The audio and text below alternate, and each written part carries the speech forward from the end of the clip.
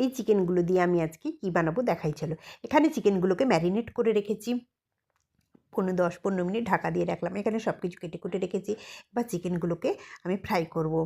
চিকেনগুলোকে marinate করেছিলাম ডিম, cornflour, লেবুর রস, গোলমরিচের গুঁড়ো, নুন আর হলুদের গুঁড়ো দিয়ে ম্যারিনেট করে রেখেছিলাম। তারপরে চিকেনগুলোকে আমি এক একটা করে ফ্রাই করে নিলাম। সবকটা চিকেন আমার ফ্রাই করা হয়ে গেছে। ওই তেলের মধ্যে ক্যাপসিকাম, পেঁয়াজ সব কিছু যে কেটে রেখেছিলাম দিলাম, নুন একটু, হলুদ একটু, লঙ্কা গুঁড়ো একটু আর আদার বাটা আর একটু কাঁচা লঙ্কা ছেড়ে দিলাম। এখানে 3টে সসকে আমি অ্যাড করে নিলাম। Soya sauce, chili sauce, tomato sauce দিলাম। বা তোমরা বুঝতেই পারছো আমি কী রান্না করছি। এগুলোকে ভালো করে এদিক ওদিক করে নেড়ে নিয়ে একটু কর্নফ্লাওয়ারের জল, খোলা জল দিলাম। তারপরে ভেজে রাখা চিকেনগুলো এখানে আমি অ্যাড করব। এবার ভালো করে নেড়ে চেড়ে নিয়ে একটু সামান্য জল দেব। জল দিয়ে ফুটতে দেবো চিকেনটাকে।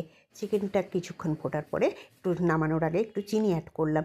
এবার আমার চিকেনটা হয়ে এসছে। এবার তোমরা নিশ্চয়ই বুঝতে পারছো কী বানিয়েছি। এবার একটু ধনেপাতা শাক করে এই চিকেনটা আমি চিলি চিকেন বানিয়েছি। এটা তোমরা ভালো করে বুঝতে পেরেছো।